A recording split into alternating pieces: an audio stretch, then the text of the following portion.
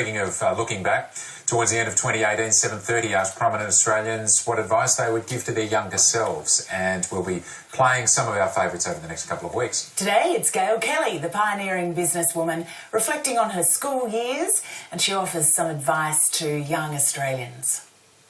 I taught Latin and history at schools, but I found that it actually wasn't for me, and so I joined a bank, and I didn't think that would necessarily be my career for the long run. I do enjoy people, and ultimately business is a people activity, and I do enjoy customers, which is very much part of the business of banking. I think probably I'm most proud of my career as the CEO of the Westpac Group.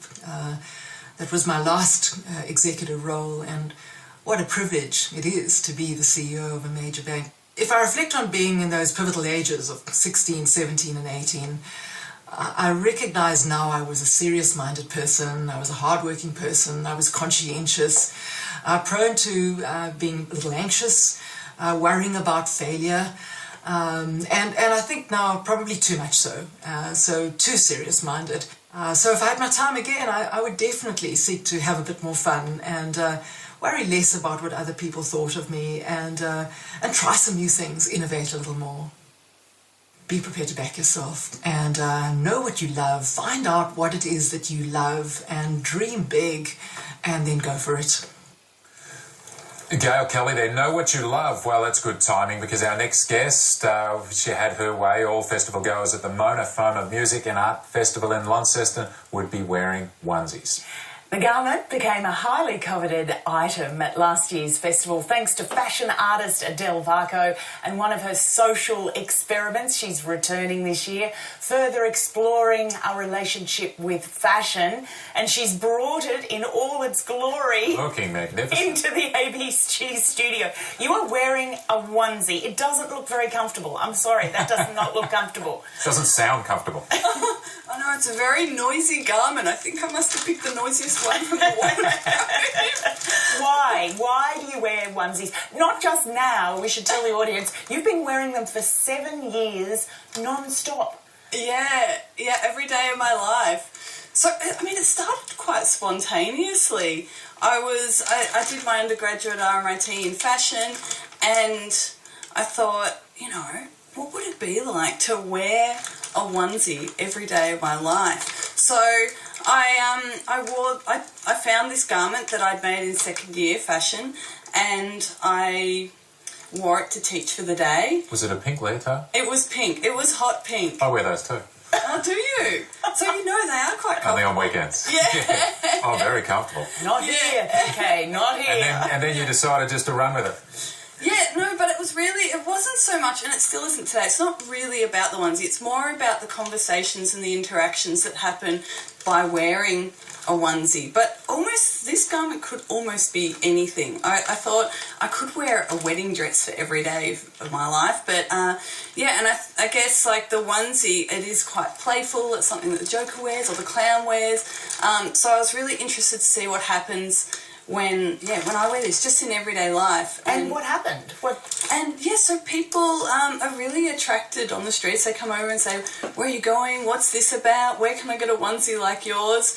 And but I mean, I think something that happened with Mona Foma was I was interested in what happens when one onesie that might seem weird or strange becomes hundreds or thousands of people wearing a onesie. How does it shift the perception or the way we perceive that garment? So people felt like they were missing out if they weren't wearing a onesie? Yeah, because I think it became more about wearing to belong.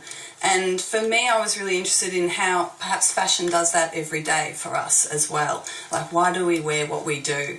Who are we dressing for? Yeah, can you give us an answer to that?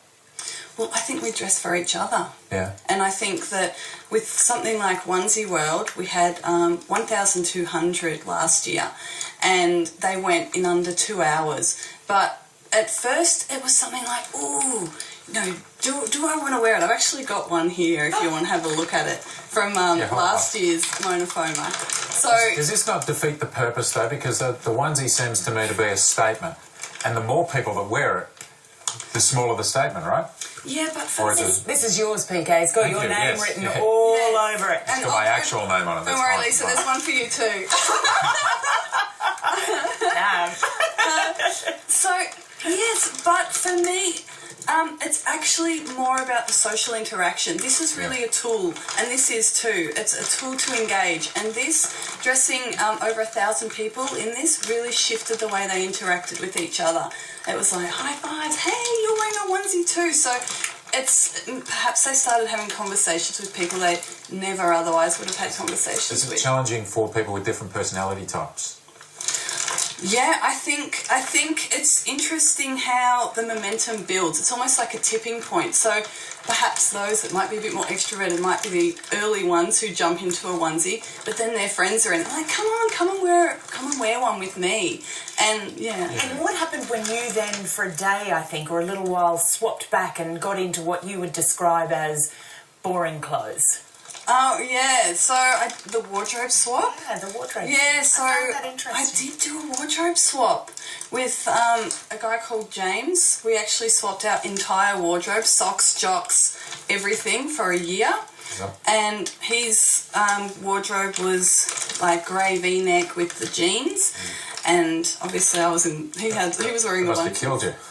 Yeah, well, I feel like a slightly different person, and I think the reason for that was the reactions for people were no longer like, hey, it's a onesie girl, do the worm at the party. It was more like, oh, where's the onesie? I missed the onesie. And yeah, so it was the interactions that shifted, and for me, that really led to, I guess, thinking that question of who are we when we wear clothes, does that come from the reactions or the interactions from others, and does that then inform our behaviour? How long are you going to do this for? I don't know. I'm trying to escape the onesie currently. Hey, if you could see that, I've got a new experiment for you. If you could do me a favour and try and make the tracksuit pants catch on as just an everyday, everywhere experience, even to work. I'd love to wear tracksuit pants to work. I think it's possible, and I think... Unacceptable at the moment. Yeah, exactly. But I think what Onesie World does is it is an example of something that might seem unacceptable or strange. When we as a community adopt an idea and wear that together, Yes. then it shifts the way we perceive that garment. Right? Adele Yeah. Marco, thank you for joining us and bringing in the onesie presents. That's lovely. We'll have photos in the onesies later for sure. Yes. I've just promised Thanks, that. Adele. I'm not sure if I really want to do that. You're not a onesie? Nope. You haven't been convinced? No. I like my two-piece pyjamas, and I'm certainly not sure about a onesie out in public. Well, some people have been convinced, and of course we know about fashion catching on because Nate has opened up everyone's eyes to the waistcoat. But it's only Tuesday, so not today. Over to you, mate. You'll have to wait for tomorrow for that, PK. And as the loudest onesie I've ever seen or heard leaves the studio, let's take a look at what's happening with Tropical Cyclone Penny. Now, an ex-tropical cyclone still making its approach to the Queensland coast. Meanwhile, we've got a trough extending across the north. It's trapping lots of heat in WA, and that's causing some extreme and severe fire danger for the state. Back in Queensland, though, we'll see a ex-tropical cyclone Penny really bringing some damaging winds and heavy rainfall as it moves into the coast. Flood watches are current for coastal catchments from St. Lawrence, there it goes, to Cape Tribulation. Warnings as well for heavy rainfall and damaging winds extending along the coast there. And we'll see showers through the rest of the east, storms across the north, and some showers on for Brisbane, getting to 30 degrees. In New South Wales, we've got storms for central and southeastern areas extending into the northwest this afternoon. It's a wet and stormy day for the capitals. Bit of storm activity through the east of Victoria today as well, but it's staying fine in Melbourne. Some wet weather is developing for the west of Tasmania, spreading to the east later on this afternoon. Dry in Hobart though. South Australia, just a couple of showers along the coasts. Adelaide staying fine. And Perth's fine as well, but we've got storms through the interior and showers for the south of the state. And in the north, we're back to storms, except in Darwin, where it's staying fine. Stay where you are. I'm going to go chuck on a onesie. We'll be back in a couple of minutes.